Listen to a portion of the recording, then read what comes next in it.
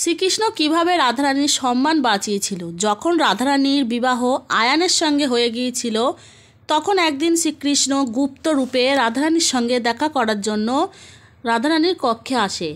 তখন রাধারানীর শাশুড়ি জটিলা ও ননদ কুটিলা জানতে পারেন এবং রাধারানী ও শ্রীকৃষ্ণকে হাতে নাতে ধরার জন্য দৌড়ে রাধারানীর কক্ষে প্রবেশ করে। শ্রীকৃষ্ণ তখন জানলা দিয়ে পালিয়ে যায়, তবে তার বাঁশি রাধারানীর কক্ষেই রয়ে যায় আর প্রমাণ হিসাবে কুটিলা বাঁশিটি নিয়ে যায়। তখনই রাধারানী কক্ষে পূর্ণমাসী আসে। তখন কুটিলা পূর্ণমাসীকে বাঁশি দেখিয়ে বলে শ্রীকৃষ্ণ ও রাধারানী একই কক্ষে ছিল।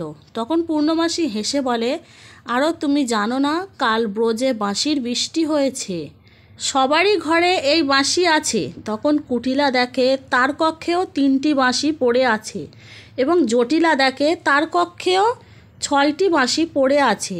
এমনভাবে শ্রীকৃষ্ণ বাঁশির বৃষ্টি করে রাধারানীর সম্মান রক্ষা করেছিলেন। রাধারানীর ভক্ত হলে কমেন্টে জয় শ্রীকৃষ্ণ ও রাধে রাধে অবশ্যই লিখবেন।